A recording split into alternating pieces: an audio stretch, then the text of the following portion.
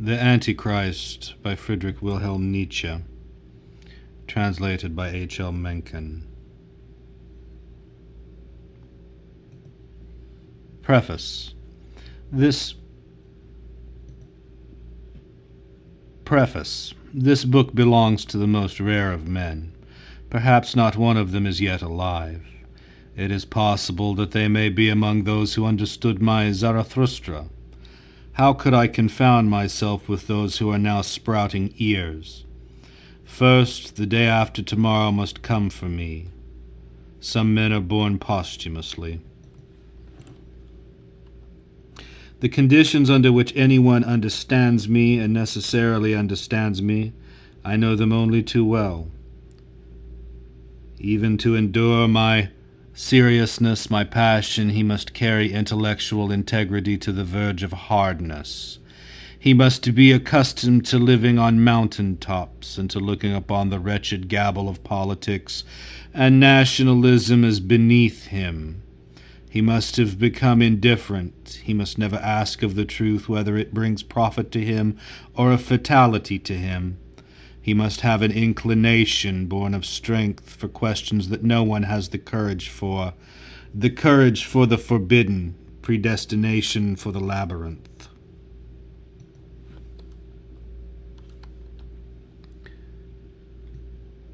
The evidence of 7 solitudes. New ears for new music, new eyes for what is most distant, a new conscience for truths that have hitherto remained unheard, and the will to economize, in the grand manner, to hold together his strength, his enthusiasm, reverence for self, love of self, absolute freedom of self. Very well, then, of that sort only are my readers, my true readers, my readers foreordained. Of what account are the rest? The rest are merely humanity. One must make oneself superior to humanity in power, in loftiness of soul, in content.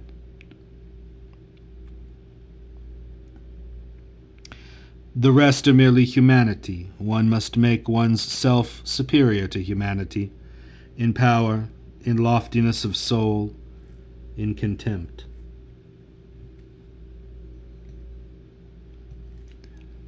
The Antichrist. 1.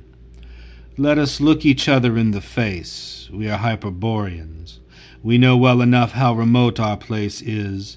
Neither by land nor by water will you find the road to the Hyperboreans. Even Pindar, in his day, knew that much about us. Beyond the north, beyond the ice, beyond death, our life, our happiness. We have discovered that happiness. We know the way. We got our knowledge of it from the thousands of years in the labyrinth. Who else has found it? The man of today? Quote, I don't know either the way out or the way in. I am whatever doesn't know either the way out or the way in. So sighs the man of today. This is the sort of modernity that made us ill. We sickened on lazy peace, cowardly compromise. The whole virtuous dirtiness of the modern yea and nay, this tolerance and largeur of the heart that forgives everything because it understands everything, is a sirocco to us. Rather live amid the ice than among modern virtues. Another such south winds, we were brave enough. We spared neither ourselves nor others, but we were a long time finding out where to direct our courage. We grew dismal. They called us fatalists. Our fate, it was the fullness, the tension, the storing up of powers. We thirsted for the lightnings and great deeds. We kept as far as possible from the happiness of the weakling, from resignation.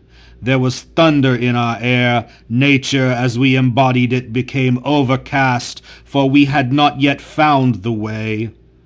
The formula of our happiness, a yea, a nay, a straight line, a goal.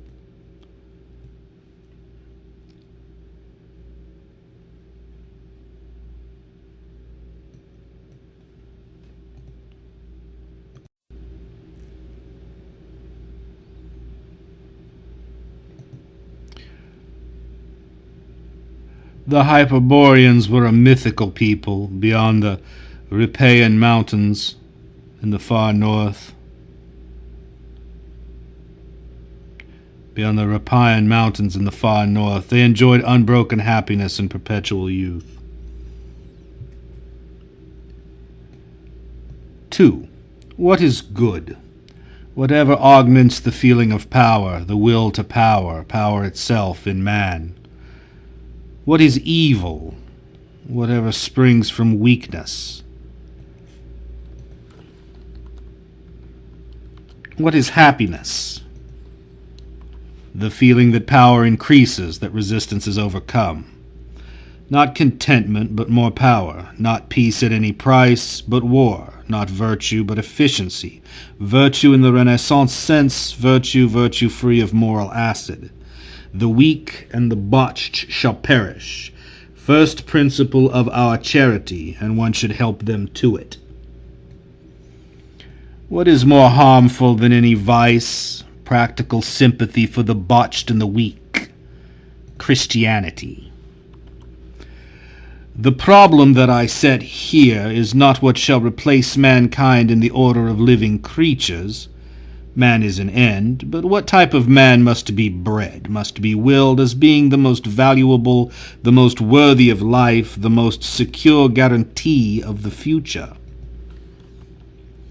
This more valuable type has appeared often enough in the past, but always as a happy accident, as an exception, never as deliberately willed. Very often it has been precisely the most feared. Hitherto it has been almost the terror of terrors, and out of that terror the contrary type has been willed, cultivated and attained, the domestic animal, the herd animal, the sick brute man, the Christian.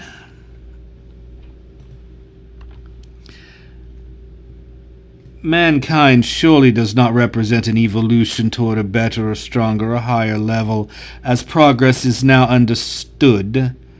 This progress is merely a modern idea, which is to say, a false idea. The European of today, in his essential worth, falls far below the European of the Renaissance. The process of evolution does not necessarily mean elevation, enhancement, strengthening. True enough, it succeeds in isolated and individual cases in various parts of the earth and under the most widely different cultures. True enough, it succeeds in isolated and individual cases in various parts of the earth and under the most widely different cultures, and in these cases a higher type certainly manifests itself, something which, compared to mankind in the mass, appears as a sort of Superman. Such happy strokes of high success have always been possible and will remain possible, perhaps, for all time to come. Even whole races, tribes, and nations may occasionally represent such lucky accidents. You fucking bastard. 5. We should not deck out and embellish Christianity. It has waged a war to the death against the higher type of man. It has put all the deepest instincts of this type under its ban. It has developed its concept of evil, of the evil one himself out of these instincts. The strong man is the typical reprobate, the, quote, outcast among men, unquote. Christianity has taken the part of all the weak, the low, the botched. It has made an ideal out of antagonism to all the self-preservative instincts of sound life. It has corrupted even the faculties of those natures that are intellectually most vigorous by representing the highest intellectual values as sinful, as misleading, as full of temptation. The most lamentable example, the corruption of Pascal, who believed that his intellect had been destroyed by original sin, where it was actually destroyed by Christianity. 6. It is a painful and tragic spectacle that rises before me. I have drawn back the curtain from the rottenness of man. This word in my mouth is at least free from one suspicion. that it involves a moral accusation against humanity. It is used, and I wish to emphasize the fact again, without any moral significance. And this is so far true that the rottenness I speak of is most apparent to me precisely in those quarters where there has been most aspiration, hitherto toward virtue and godliness. As you probably surmise, I understand rottenness in the sense of decadence. My argument is that all the values on which mankind now fixes its highest aspirations are decadence values. I call an animal, a species, an individual corrupt when it loses its instincts, when it chooses, when it prefers what is injurious to it. A history of the, quote, higher feelings, unquote, the, quote, ideals of humanity, unquote, and it is possible that I'll have to write it, would almost explain why man is so degenerate. Life itself appears to me as an instinct for growth, for survival, for the accumulation of forces, for power. Whenever the will to power fails, there is disaster. My contention is that all the highest values of humanity have been emptied of this will, that the values of decadence, of nihilism, now prevail under the holiest names. 7. Christianity is called the religion of pity. Pity stands in opposition to all the tonic passions that augment the energy of the feeling of aliveness. It is a depressant. A man loses power when he pities. Through pity, that drain upon strength which suffering works is multiplied 1,000-fold. Suffering is made contagious by pity. Under certain circumstances, it may lead to a total sacrifice of life and living energy, a loss out of all proportion to the magnitude of the cause of the death of the Nazarene. This is the first view of it. There is, however, a still more important one. If one measures the effects of pity by the gravity of the reactions it sets up, its character as a menace to life appears in a much clearer light. Pity thwarts the whole law of evolution, which is the law of natural selection. It preserves whatever is ripe for destruction. It fights on the side of those disinherited and condemned by life, by maintaining life in so many of the botched of all kinds. It gives life itself a gloomy and dubious aspect. Mankind has ventured to call pity a virtue. In every superior moral system it appears as a weakness. Going still further, it has been called the virtue, the source and foundation of all other virtues. But let us always bear in mind that this was from the standpoint of a philosophy that was nihilistic, and upon whose shield the denial of life was inscribed. Schopenhauer was right in this, that by means of pity life is denied, and made worthy of denial. Pity is the technique of nihilism. Let me repeat, this depressing and contagious instinct stands against all those instincts which work for the preservation and enhancement of life. In the role of protector of the miserable, it is a prime agent in the promotion of decadence. Pity persuades to extinction. Of course, one doesn't say extinction and says, quote, the other world, unquote, or God, unquote, or the true life, or nirvana, salvation, blessedness. This innocent rhetoric from the realm of religious ethical balderdash appears a good deal less innocent when one reflects upon the tendency that it conceals beneath sublime words, the tendency to destroy life. Schopenhauer was hostile to life. That is why pity appeared to him as a virtue. Aristotle, as everyone knows, saw in pity a sickly and dangerous state of mind, the remedy for which was an occasional purgative. He regarded tragedy as that purgative. The instinct of life should prompt us to seek some means of puncturing any such pathological and dangerous accumulation of pity as that appearing in Schopenhauer's case, and also, alack, in that our whole literary decadence, from St. Petersburg to Paris, from Tolstoy to Wagner, that it may burst and be discharged. Nothing is more unhealthy amid all our unhealthy modernism than Christian pity. To be the doctors here, to be unmerciful here, to wield the knife here, all that is our business, all that is our sort of humanity. By this sign, we are philosophers, we Hyperboreans.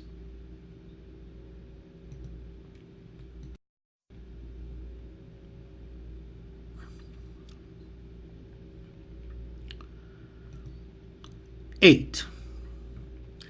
It is necessary to say just whom we regard as our antagonists, theologians and all who have any theological blood in their veins.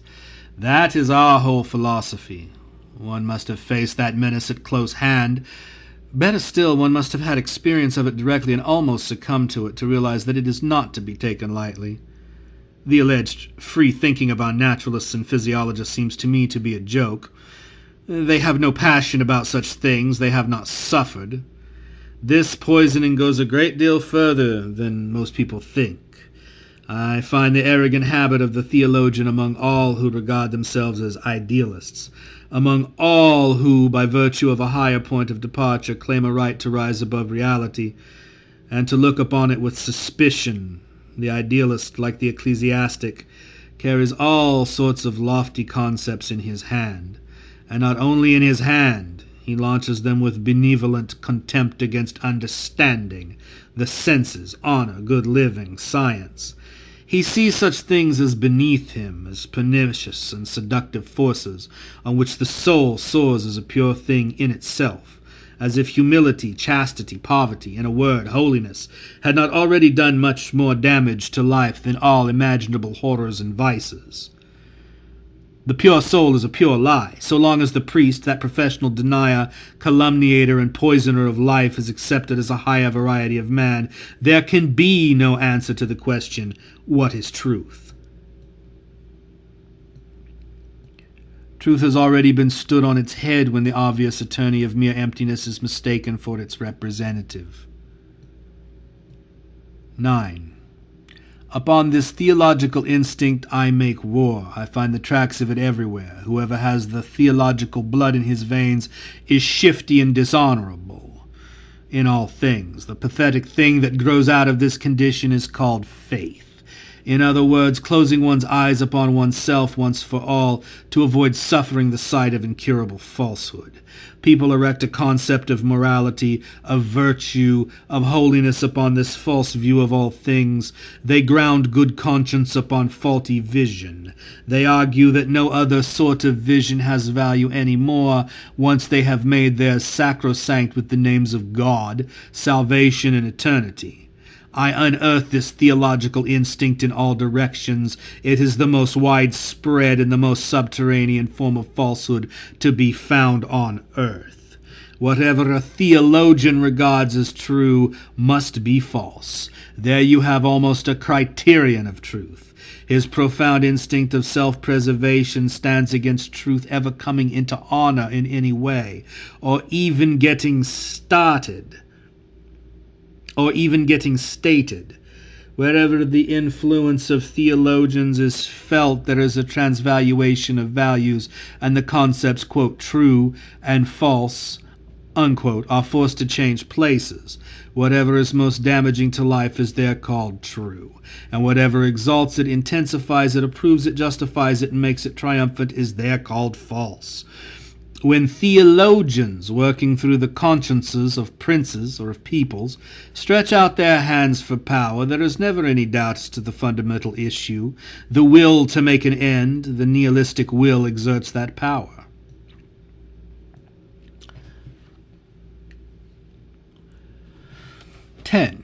Among Germans, I am immediately understood when I say that theological blood is the ruin of philosophy. And the Protestant pastor is the grandfather of German philosophy. Protestantism itself is its peccatum originale, definition of Protestantism, hemiplegic paralysis of Christianity. And of reason. One need only utter the words Tübingen school to get an understanding of what German philosophy is at bottom, a very artful form of theology. Swabians are the best liars in Germany. They lie innocently. Why all the rejoicing over the appearance of Kant that went through the learned world of Germany, 3/4 of which is made up of the sons of preachers and teachers? Why the German conviction still echoing that with Kant came a change for the better? The theological instinct of German scholars made them see clearly just what had become possible again. A back stairs leading to the old ideal stood open, the concept of the true world, unquote. The concept of morality is the essence of the world. The two most vicious errors that ever existed were once more, thanks to a subtle and wily skepticism, if not actually demonstrable, then at least no longer refutable. Reason, the prerogative of reason, does not go so far. Out of reality there had been made appearance, unquote, an absolutely false world. That of being had been turned into reality. The success of Kant is merely a theological success. He was, like Luther and Leibniz, but one more impediment to German integrity, already far from steady. 11. A word now against Kant as a moralist. A virtue must be our invention. It must spring out of our personal need and defense. In every other case, it is a source of danger. That which does not belong to our life menaces it. A virtue which has its roots in mere respect for the concept of virtue, as Kant would have it, is pernicious. Virtue, duty, good for its own sake, unquote. Goodness grounded upon impersonality or a notion of universal validity. These are all chimeras, and in them one finds only an expression of the decay, the last collapse of life, the Chinese spirit of Königsberg. Quite the contrary is demanded by the most profound laws of self-preservation and of growth, to wit that every man finds his own virtue, his own categorical imperative. A nation goes to pieces when it confounds its duty with the general concept of duty. Nothing works a more complete and penetrating disaster than every, quote, impersonal, unquote, duty, every sacrifice before the Moloch of abstraction. To think that no one has thought of Kant's categorical imperative as dangerous to life. The theological instinct alone took it under protection. An action prompted by the life instinct proves that it is a right action by the amount of pleasure that goes with it, and yet that nihilist, with his bowels of Christian dogmatism, regarded pleasure as an objection. What destroys a man more quickly than to work, think, and feel without inner necessity, without any deep personal desire, without pleasure? As a mere automaton of duty? That is the recipe for decadence, and no less for idiocy. Kant became an idiot, and such a man was the contemporary of Goethe. This calamitous spinner of cobwebs passed for the German philosopher, still passes today. I forbid myself to say what I think of the Germans. Didn't Kant see in the French Revolution the transformation of the state from the inorganic form toward the organic? Didn't he ask himself if there was a single event that could be explained save on the assumption of a moral faculty in man, so that on the basis of it, quote, the tendency of mankind toward the good, unquote, could be explained once and for all time? Kant's answer, that is revolution, unquote. Instinct at fault in everything and anything. Instinct is a revolt against nature. German decadence is a philosophy. German decadence is a philosophy. That is Kant. 12. I put aside a few skeptics, the types of decency in the history of philosophy. The rest haven't the slightest conception of intellectual integrity. They behave like women, all these great enthusiasts and prodigies. They regard, quote, beautiful feelings, unquote, as arguments. The, quote, heaving breast as the bellows of divine inspiration. Conviction is the criterion of truth. In the end, with German innocence, Kant tried to give a scientific flavor to this form of corruption, this dearth of intellectual conscience, by calling it practical reason. And he deliberately invented a variety of reasons for use on occasion.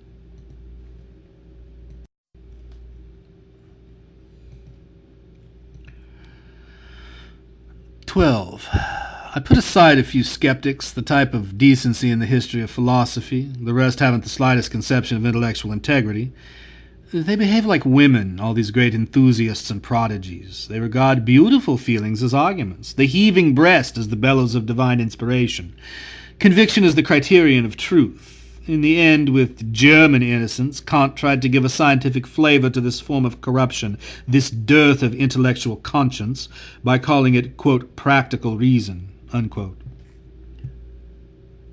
He deliberately invented a variety of reasons for use on occasions when it was desirable not to trouble with reason, that is, when morality, when the sublime command, "Thou shalt," was heard. When one recalls the fact that among all peoples the philosopher is no more than a development from the old type of priest, this inheritance from the priest, this fraud upon self, ceases to be remarkable. When a man feels that he has a divine mission, say to lift up, to save, or to liberate mankind, when a man feels the divine spark in his heart and believes that he is the mouthpiece of supernatural imperatives, when such a mission inflames him, it is only natural that he should stand beyond all merely reasonable standards of judgment. He feels that he is himself sanctified by this mission, that he is himself a type of a higher order.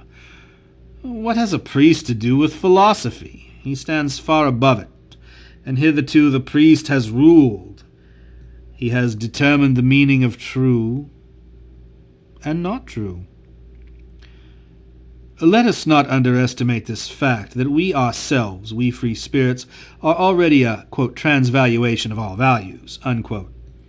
A visualized declaration of war and victory against all the old concepts of true and not true. The most valuable intuitions are the last to be obtained. The most valuable intuitions are the last to be attained. The most valuable of all are those which determine methods. All the methods, all the principles of the scientific spirit of today were the targets for thousands of years of the most profound contempt. If a man inclined to them, he was excluded from the society of decent people. He passed as a, quote, an enemy of God, unquote, as a scoffer at the truth, as one possessed. As a man of science, he belonged to the Chandala. We have had the whole pathetic stupidity of mankind against us, their every notion of what the truth ought to be, of what the service of the truth ought to be. Their every "thou shalt" was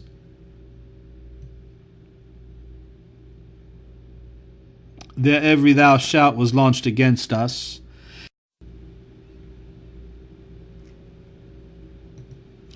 Our objectives, our methods, our quiet, cautious, distrustful manner, all appeared to them as absolutely discreditable and contemptible.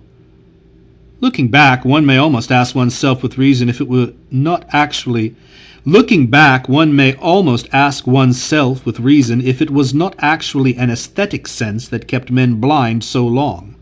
What they demanded of the truth was picturesque effectiveness, and of the learned a strong appeal to their senses. It was our modesty that stood out longest against their taste. How well they guessed that, these turkey cocks of God! 14. We have unlearned something. We have become more modest in every way. We no longer derive man from the spirit. From the Godhead. We have dropped him back among the beasts. We regard him as the strongest of the beasts because he is the craftiest. One of the results thereof is his intellectuality. On the other hand, we guard ourselves against a conceit which would assert itself even here, that man is the great second thought in the process of organic evolution.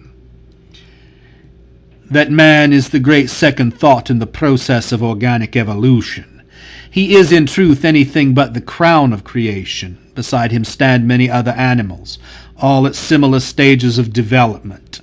And even when we say that, we say a bit too much, for man, relatively speaking, is the most botched of all the animals and the sickliest, and he has wandered the most dangerously from his instincts, though for all that, to be sure, he remains the most interesting. As regards the lower animals, it was Descartes who first had the really admirable daring to describe them as machina. The whole of our physiology is directed toward proving the truth of this doctrine.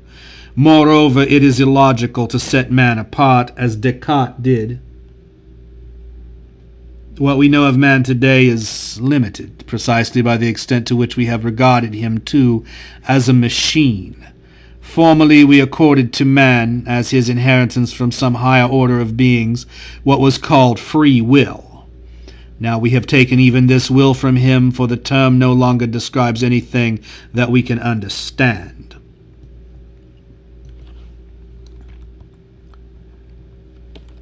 The old world will now connotes only a sort of result, an individual reaction that follows inevitably upon a series of partly discordant and partly harmonious stimuli.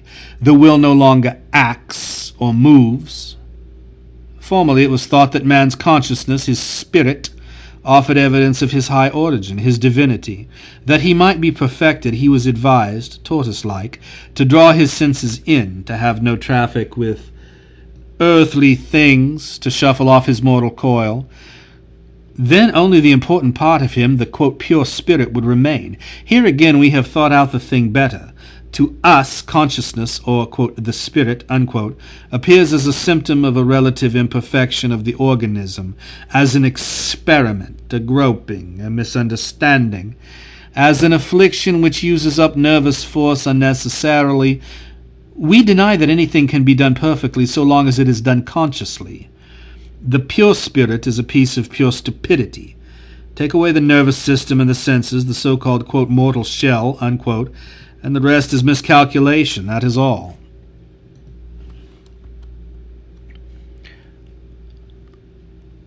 (15) Under Christianity, neither morality nor religion has any point of contact with actuality. It offers purely imaginary causes, God, soul, ego, spirit, free will, or even unfree, and purely imaginary effects, sin, salvation, grace, punishment, forgiveness of sins. Intercourse between imaginary beings, God, spirits, soul, an imaginary natural history, anthropocentric, a total denial of the concept of natural causes, and imaginary psychology, misunderstandings of self, misinterpretations of agreeable or disagreeable general feelings, for example, of the states of the nervous sympathicus, with the help of the sign language of a religio-ethical balderdash, repentance, pangs of conscience, temptation by the devil, the presence of God, an imaginary teleology, the kingdom of God, the last judgment, eternal life. This purely fictitious world, greatly to its disadvantage, is to be differentiated from the world of dreams. The latter at least reflects reality, whereas the former falsifies it, cheapens it, and denies it. Once the concept of nature had been opposed to the concept of God, the word natural necessarily took on the meaning of abominable. The whole of that fictitious world has its sources in hatred of the natural, the real, and is no more than evidence of a profound uneasiness in the presence of reality. This explains everything. Who alone has any reason for living his way out of reality? The man who suffers under it. But to suffer from reality, one must be a botched reality. The preponderance of pains over pleasures is the cause of this fictitious morality and religion, but such a preponderance also supplies the formula for decadence.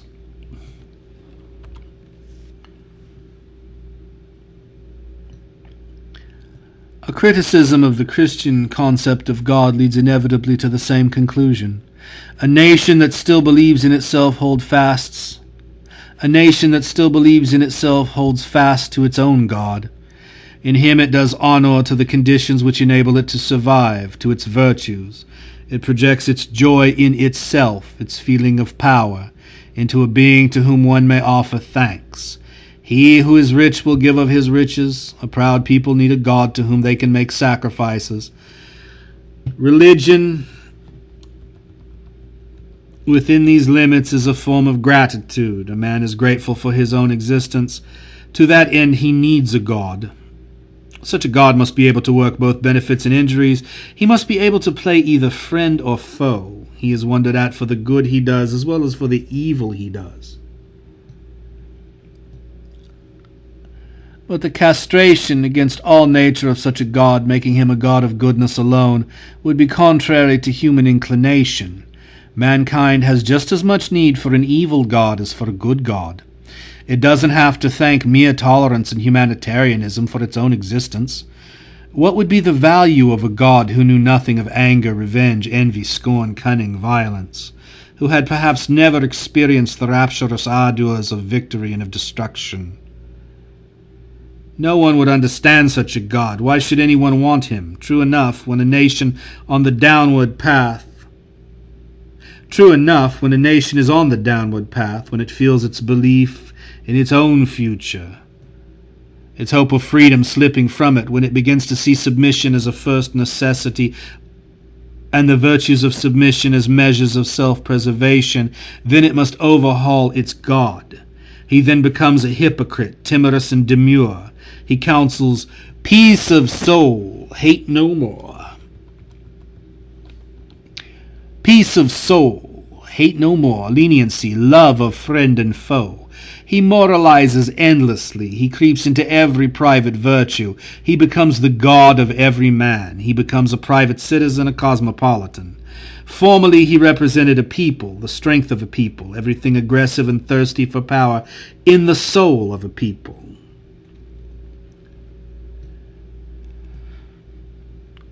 Now he is simply the good God. The truth is that there is no other alternative for gods. Either they are the will to power, in which case they are national gods, or incapacity for power, in which case they have to be good.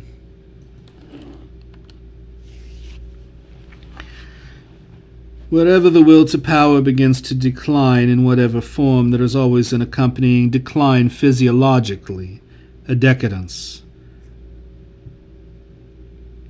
The divinity of this decadence, shorn of its masculine virtues and passions, is converted perforce into a god of the physiologically degraded, of the weak. Of course, they do not call themselves the weak, they call themselves the good. No hint is needed to indicate the moments in history at which the dualistic fiction of a good and evil god first became possible.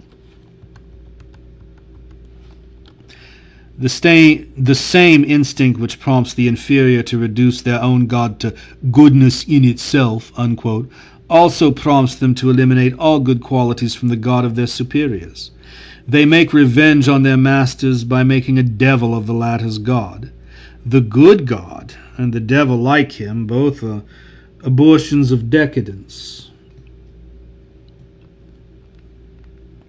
How can we be so tolerant of the naivete of Christian theologians as to join in their doctrine that the evolution of the concept of God from the, quote, the God of Israel, unquote, the God of a people, to the Christian God, the essence of all goodness,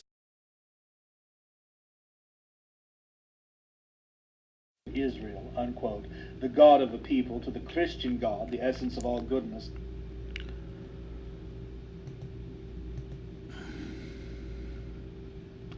is to be described as progress. But even Renan does this, as if Renan had a right to be naive. The contrary actually stares one in the face, when everything necessary to ascending life, when all that is strong, courageous, masterful, and proud has been eliminated from the concept of a God, when he has sunk step by step to the level of a staff for the weary, a sheet anchor for the drowning, when he becomes the poor man's God, the sinner's God, the invalid's God par excellence, and the attribute of Savior or Redeemer remains as the one essential attribute of divinity. Just what is the significance of such a metamorphosis? What does such a reduction of the Godhead imply? To be sure, the kingdom of God, unquote, has thus grown larger. Formerly he had only his own people, his chosen people, but since then he has gone wandering, like his people themselves, into foreign parts. He has given up settling down quietly anywhere. Finally he has come to feel at home everywhere, and is the great cosmopolitan. Until now he has the great majority on his side, and half the earth.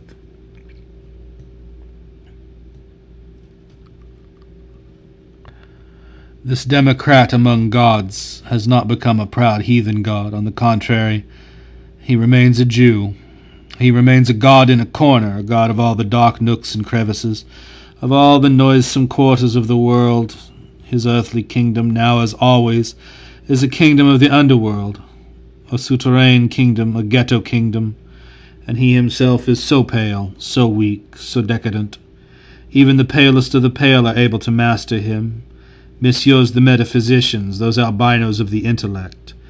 They spun their webs around him for so long that finally he was hypnotized and began to spin himself and became another metaphysician. Thereafter he resumed once more his old business of spinning the world out of his inmost being sub species Spinozae. Thereafter he became ever thinner and paler, became the ideal, became pure spirit, became the absolute, became the thing in itself. The collapse of a god, he became a thing in itself.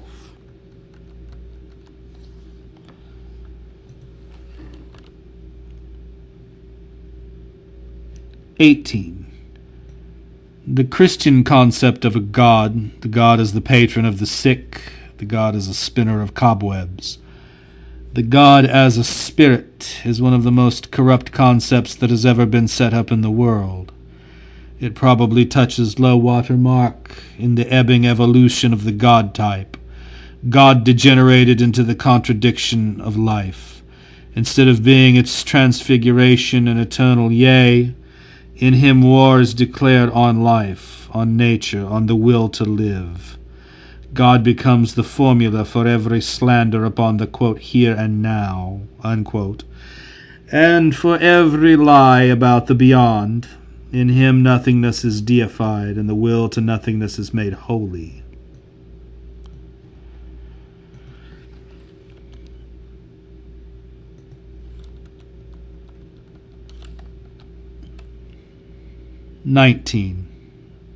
The fact that the strong races of Northern Europe did not repudiate this Christian God does little credit to their gift for religion, and not much more to their taste. They ought to have been able to make an end of such a moribund and worn-out product of the decadence. A curse lies upon them because they were not equal to it. They made illness, decrepitude, and contradiction a part of their instincts, and since then they have not managed to create any more gods. 2,000 years have come and gone, and not a single new god. Instead, there still exists, and as if by some intrinsic right, as if he were the ultimatum and maximum of the power to create gods, of the creator spiritus in mankind, this pitiful god of Christian monotonotheism, this hybrid image of decay, conjured up out of emptiness, contradiction, and vain imagining, in which all the instincts of decadence, all the cowardices and wearinesses of the soul find their sanction.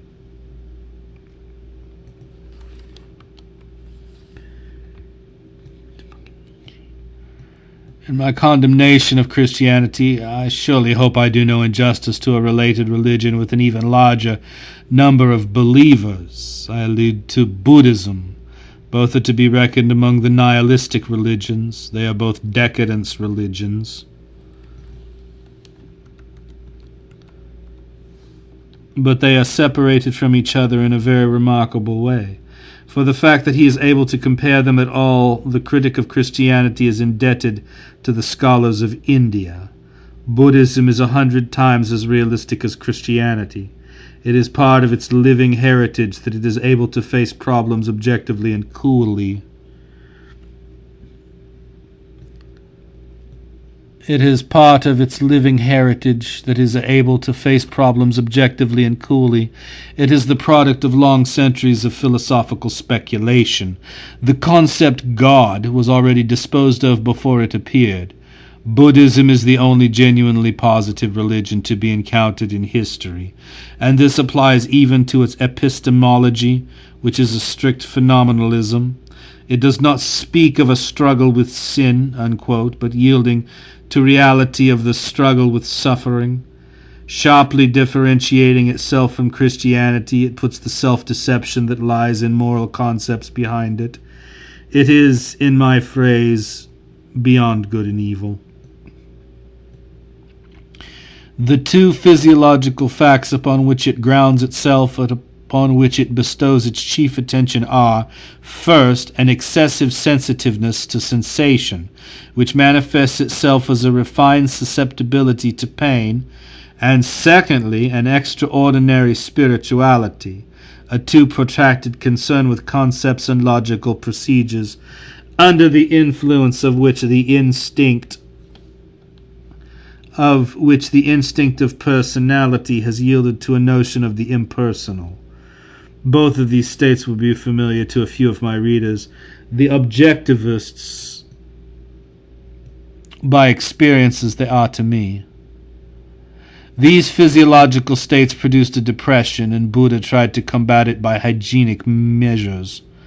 Against it he prescribed a life in the open, a life of travel, moderation in eating, and a careful selection of foods, caution in the use of intoxicants, the same caution in arousing any of the passions that foster a bilious habit and heat the blood. Finally, no worry, either on one's own account or on account of others. He encourages ideas that make for either quiet contentment or good cheer. He finds means to combat ideas of other sorts. He understands good, the state of goodness, as something which promotes health. Prayer is not included, and neither is asceticism. There is no categorical imperative nor any disciplines, even within the walls of a monastery. It is always possible to leave. These things would have been simply means of increasing the excessive sensitiveness above mentioned. For the same reason, he does not advocate any conflict with unbelievers. His teaching is antagonistic to nothing so much as to revenge, aversion, resentment.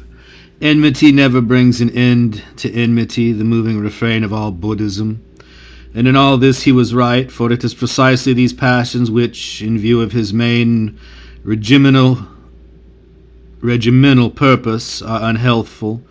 The mental fatigue that he observes, already plainly displayed in too much objectivity, that is, in the individual's loss of interest in himself and loss of balance and of egoism, he combats by strong efforts to lead even the spiritual interests back to the ego. In Buddha's teaching, egoism is a duty, the one thing needful. The question, how can you be delivered from suffering, regulates and determines the whole spiritual diet. Perhaps one will here recall that Athenian who also declared war upon pure scientificality, to wit Socrates, who also elevated egoism to the estate of a morality. 21. The things necessary to Buddhism are a very mild climate, customs of great gentleness and liberality, and no militarism. Moreover, it must get its start among the higher and better educated classes. Cheerfulness, quiet, and the absence of desire are the chief desiderata, and they are attained. Buddhism is not a religion in which perfection is merely an object of aspiration.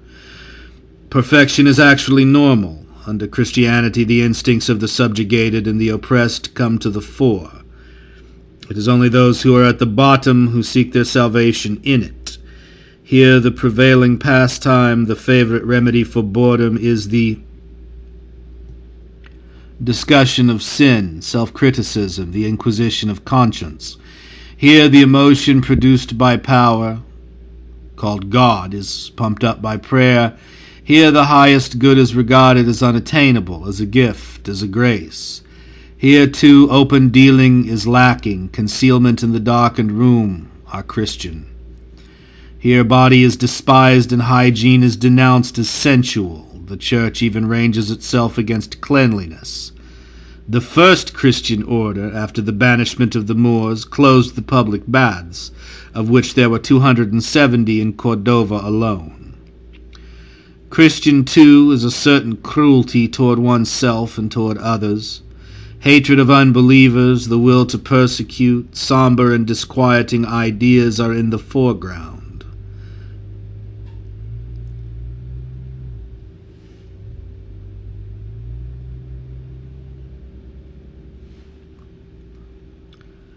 Somber and disquieting ideas are in the foreground. The most esteemed states of mind, bearing the most respectable names, are epileptoid. The diet is so regulated as to engender morbid symptoms and overstimulate the nerves. Christian, again, is all deadly enmity to the rulers of the earth, to the aristocratic, along with a sort of secret rivalry with them. One resigns one's body to them. One wants only one's soul." Unquote.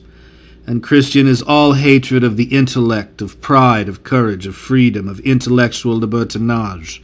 Christian is all hatred of the senses, of joy in the senses, of joy in general. When Christianity departed from its native soil, that of the lowest orders, the underworld of the ancient world, and began seeking power among barbarian peoples, it no longer had to deal with exhausted men, but with men still inwardly savage and capable of self-torture. In brief, strong men, but bungled men. Here, unlike in the case of the Buddhists, the cause of discontent with self, suffering through self, is not merely a general sensitiveness and susceptibility to pain, but, on the contrary, an inordinate thirst for inflicting pain on others, a tendency to obtain subjective satisfaction in hostile deeds and ideas. Christianity had to embrace barbaric concepts and valuations in order to obtain mastery over barbarians. Of such sort, for example, are the sacrifices of the firstborn, the drinking of blood as a sacrament, the disdain of the intellect and of culture, torture in all its forms, whether bodily or not, the whole pomp of the cult. Buddhism is a religion for peoples in a further state of development, for races that have become kind, gentle, and over-spiritualized. Europe is not yet ripe for it. It is a summons that takes them back to peace and cheerfulness, to a careful rationing of the spirit, to a certain hardening of the body. Christianity aims at mastering beasts of prey. Its modus operandi is to make them ill. To make feeble is the Christian recipe for taming, for civilizing. Buddhism is a religion for the closing, overwearied stages of civilization. Christianity appears before civilization has so much as begun. Under certain circumstances, it lays the very foundations thereof. Buddhism, I repeat, is 100 times more austere, more honest, more objective. It no longer has to justify its pains, its susceptibility to suffering, by interpreting these things in terms of sin. It simply says, as it simply thinks, I suffer. To the barbarian, however, suffering in itself is scarcely understandable. What he needs, first of all, is an explanation as to why he suffers. His mere instinct prompts him to deny his suffering altogether, or to endure it in silence. Here the word devil was a blessing. Man had to have an omnipotent and terrible enemy. There was no need to be ashamed of suffering at the hands of such an enemy.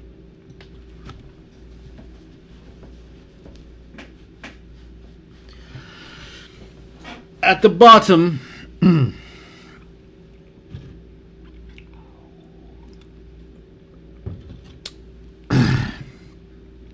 At the bottom of Christianity there are several subtleties that belong to the Orient.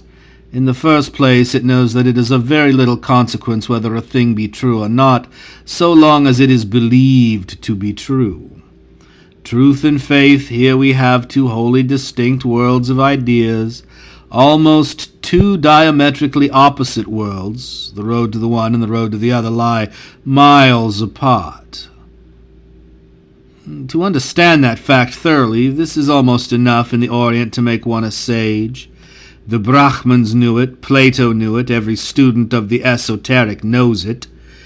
When, for example, a man gets any pleasure out of the notion that he has been saved from sin, it is not necessary for him to be actually sinful, but merely to feel sinful. But when faith is thus exalted above everything else, it necessarily follows that reason, knowledge, and patient inquiry have to be discredited.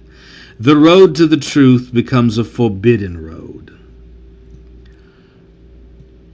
Hope, in its stronger forms, is a great deal more powerful stimulans to life than any sort of realized joy can ever be. Man must be sustained in suffering by a hope so high that no conflict with actuality can dash it, so high indeed that no fulfillment can satisfy it, a hope reaching out beyond this world. Precisely because of this power that hope has of making the suffering hold out, the Greeks regarded it as the evil of evils, as the most malign of evils. It remained behind at the source of all evil. In order that love may be possible, God must become a person. In order that the lower instincts may take a hand in the matter, God must be young. To satisfy the ardor of the woman, a beautiful saint must appear on the scene, and to satisfy that of the men, there must be a virgin. These things are necessary if Christianity is to assume lordship over a soil on which some aphrodisiacal or Adonis cult has already established a notion as to what a cult ought to be. To insist upon chastity greatly strengthens the vehemence and subjectivity of the religious instinct. It makes the cult warmer, more enthusiastic, more soulful. Love is the state in which man sees things most decidedly as they are not. The force of illusion reaches its highest here, and so does the capacity for sweetening, for transfiguring. When a man is in love, he endures more than at any other time. He submits to anything. The problem was to devise a religion which would allow one to love. By this means, the worst that life has to offer is overcome. It is scarcely even noticed. So much for the three Christian virtues, faith, hope, and charity. I call them the three Christian ingenuities. Buddhism is in too late a stage of development, too full of positivism, to be shrewd in any such way. 24. Here I barely touch upon the problem of the origin of Christianity. The first thing necessary to its solution is this, that Christianity is to be understood only by examining the soil from which it sprung. It is not a reaction against Jewish instincts. It is their inevitable product. It is simply one more step in the awe-inspiring logic of the Jews. In the words of the Savior, salvation is of the Jews. Unquote. The second thing to remember is this, that the psychological type of the Galilean is still to be recognized, but it was only in its most degenerate form, which is at once maimed and overladen with foreign features, that it could serve in the manner in which it has been used as a type of the Savior of mankind. The Jews are the most remarkable people in the history of the world. For when they were confronted with the question to be or not to be, they chose, with perfect unearthly deliberation, to be at any price. This price involved a radical falsification of all nature, of all naturalness, of all reality, of the whole inner world, as well as of the outer. They put themselves against all those conditions under which hitherto a people had been able to live, or had even been permitted to live. Out of themselves they evolved an idea which stood in direct opposition to natural conditions. One by one they distorted religion, civilization, morality, history, and psychology until each became a contradiction of its natural significance. We meet with the same phenomenon later on in an incalculably exaggerated form, but only as a copy. The Christian Church, put beside the people of God, shows a complete lack of any claim to originality. Precisely for this reason, the Jews are the most faithful people in the history of the world.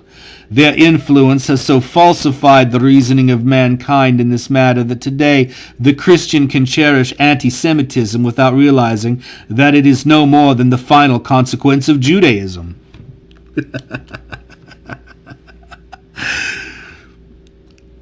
In my genealogy of morals, I give the first psychological explanation of the concepts underlying those two antithetical things, a noble morality and a resentment morality, the second of which is a mere product of the denial of the former. The Judeo-Christian moral system belongs to the second division, and in every detail, in order to be able to say nay to everything representing an ascending evolution of life, that is, to well-being, to power, to beauty, to self-approval, the instincts of resentment here become downright genius, had to invent an other world in which the acceptance of life appeared as the most evil and abominable thing imaginable. Psychologically, the Jews are a people gifted with the very strongest vitality, so much so that when they found themselves facing impossible conditions of life, they chose voluntarily and with a profound talent for self-preservation the side of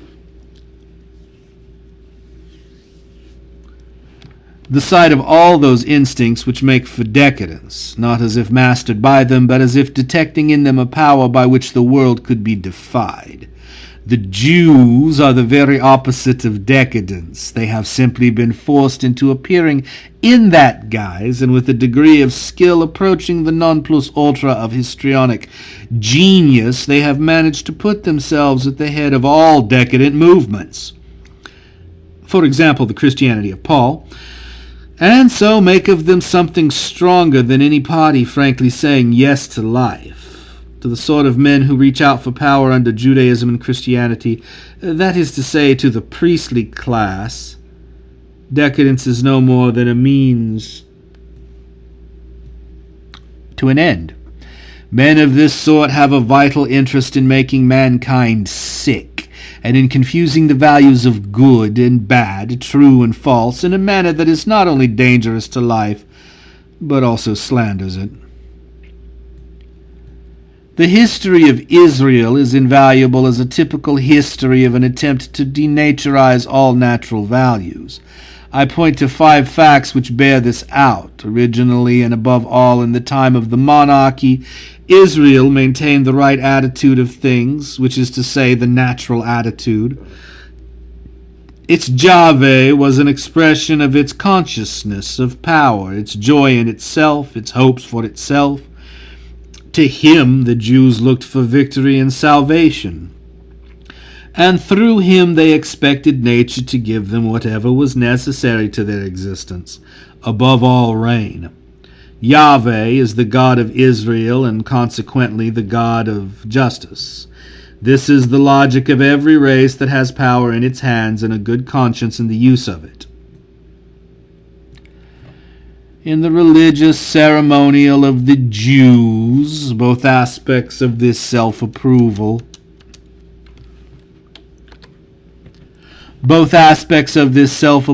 stand revealed. The nation is grateful for the high destiny that has enabled it to obtain dominion. It is grateful for the benign procession of the seasons, and for the good fortune attending its herds and its crops. This view of things remained an ideal for a long while, even after it had been robbed of validity by tragic blows, anarchy within and the Assyrian without. But the people still retained, as a projection of their highest yearnings, that vision of a king who was at once a gallant warrior and an upright judge, a vision best visualized in the typical prophet, i.e. critic and satirist of the moment, Isaiah. But every hope remained unfulfilled. The old God no longer could do what he used to do.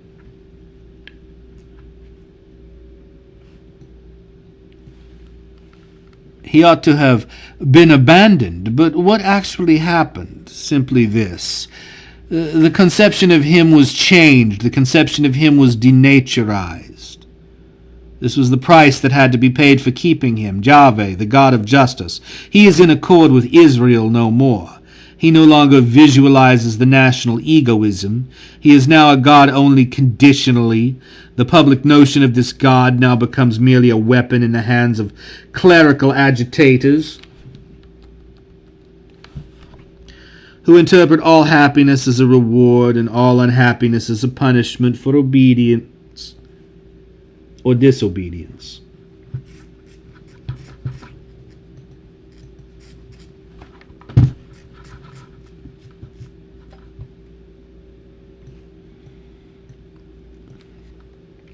As a punishment for obedience or disobedience for him. As a punishment for obedience or disobedience to him. For sin, that most fraudulent of all imaginable interpretations, whereby a moral order of the world, unquote, is set up and the fundamental concepts cause and effect are stood on their heads. Once natural causation has been swept out of the world by doctrines of reward and punishment, some sort of unnatural causation becomes necessary, and all other varieties of the denial of nature follow it. A God who demands in place of a God who helps, who gives counsel, who is at bottom merely a name for every happy inspiration of courage and self-reliance. Morality is no longer a reflection of the conditions which make for the sound life and development of the people. It is no longer the primary life instinct. Instead, it has become abstract and in opposition to life, a fundamental perversion of the fancy and evil eye on all things. What is Jewish? What is Christian morality? Chance robbed of its innocence, unhappiness polluted with the idea of sin, well-being represented as a danger, as a temptation, a physiological disorder produced by the canker worm of conscience.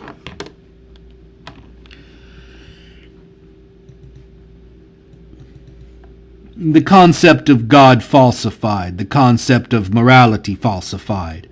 But even here, Jewish priestcraft did not stop.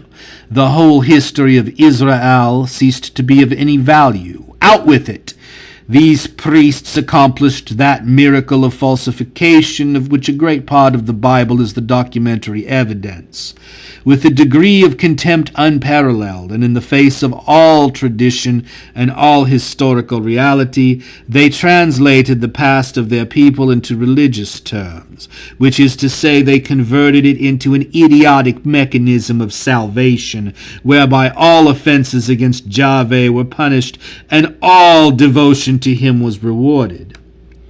We would regard this act of historical falsification as something far more shameful if familiarity with the ecclesiastical interpretation of history for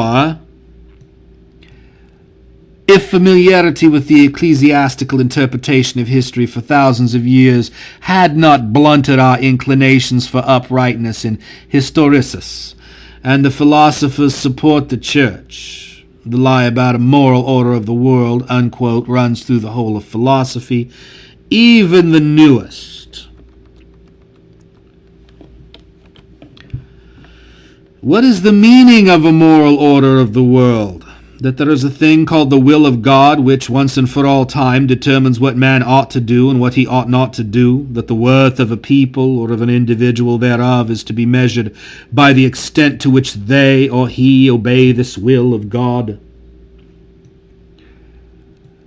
That the destinies of a people or of an individual are controlled by this will of God, which rewards or punishes according to the degree of obedience manifested.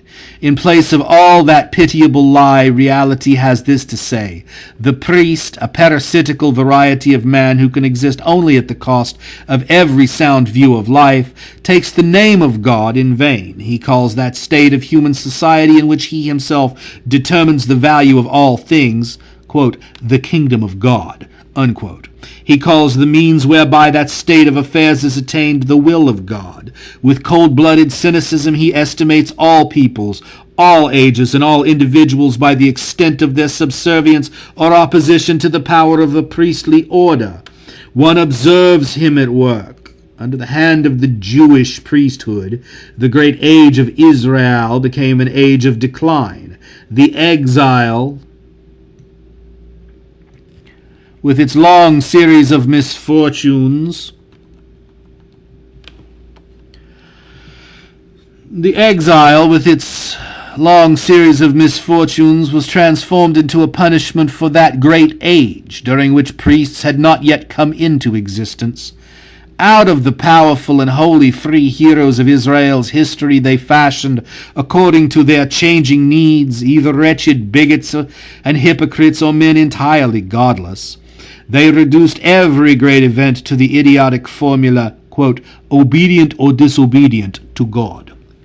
They went a step further. The will of God, in other words, some means necessary for preserving the power of the priests, had to be determined, and to this end they had to have a revelation. In plain English, a gigantic literary fraud had to be perpetrated, and holy scriptures had to be concocted, and so with the utmost hierarchical pomp and days of penance and much lamentation over the long days of sin now ended, they were duly published. The will of God, it appears, had long stood like a rock.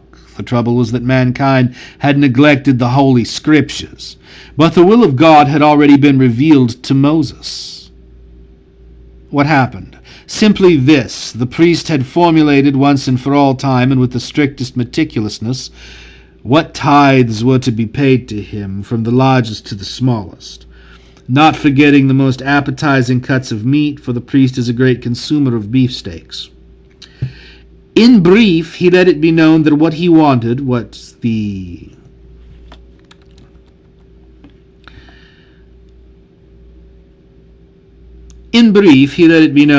just what he wanted, what the will of God was. From this time forward, things were so arranged that the priest became indispensable. Everywhere, at all the great natural events of life, at birth, at marriage and sickness, at death, not to say at the sacrifice, that is, at mealtimes, the holy parasite put in his appearance and proceeded to denaturize it, in his own phrase, to sanctify it. For this should be noted, that every natural habit, every natural institution, the state, the administration of justice, marriage, the care of the sick and of the poor, everything demanded by the life instinct, in short, everything that has any value in itself, is reduced to absolute worthlessness, and even made the reverse of valuable by the parasitism of priests, or, if you choose, by the, quote, moral order of the world. The fact requires a sanction. Power to grant values becomes necessary, and the only way it can create such values is by denying nature. The priest depreciates it and desecrates nature. It is only at this price that he can exist at all. Disobedience to God, which actually means to the priest, to the law, now gets the name of sin. The means prescribed for reconciliation with God are, of course, precisely the means which bring one most effectively under the thumb of the priest. He alone can save. Psychologically considered, sins are indispensable to every society organized on an ecclesiastical basis. They are the only reliable weapons of power. The priest lives upon sins. It is necessary to him that there be sinning. Prime axiom: God forgiveth him that repenteth. In plain English, him that submitteth to the priest.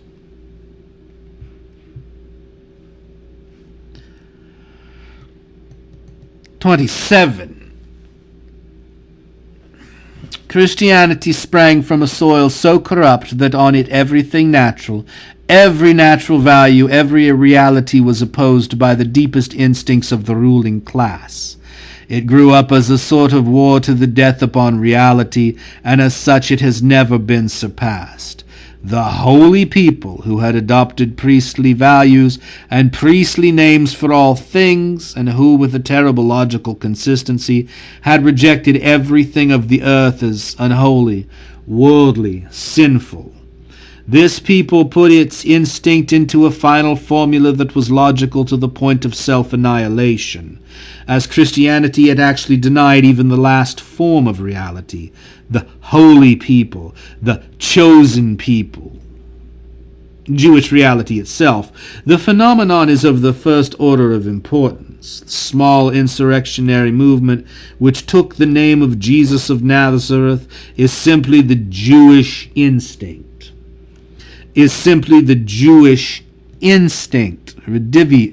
Redivivus. Is simply the Jewish instinct redivivus.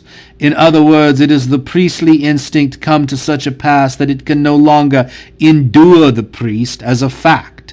It is the discovery of a state of existence even more fantastic than any before it, of a vision of life even more unreal than that necessary to an ecclesiastical organization. Christianity actually denies the church. I am unable to determine what was the target of the insurrection said to have been led, whether rightly or wrongly, by Jesus, if it was not the Jewish church. Church being here used in exactly the same sense that the word has today. It was an insurrection against the good and just, against the prophets of Israel, against the whole hierarchy of society, not against corruption, but against caste, privilege, order. Formalism. It was unbelief in superior men, a nay flung at everything that priests and theologians stood for. But the hierarchy that was called into question, if only for an instant, by this movement was the structure of piles which, above everything, was necessary to the safety of the Jewish people in the midst of the waters. It represented their last possibility of survival. It was the final residuum of their independent political existence. An attack upon it was an attack upon the most profound national instinct. The most powerful national will to live that has ever appeared on earth, this saintly anarchist who aroused the people of the abyss, the outcasts and sinners, the Chandala of Judaism, to rise in revolt against the established order of things, and in language which, if the Gospels are to be credited, would get him sent to Siberia today.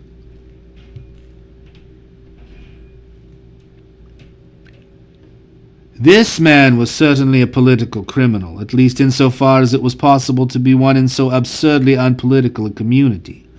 This is what brought him to the cross. The proof thereof is to be found in the inscription that was put up on the cross. He died for his own sins. There is not the slightest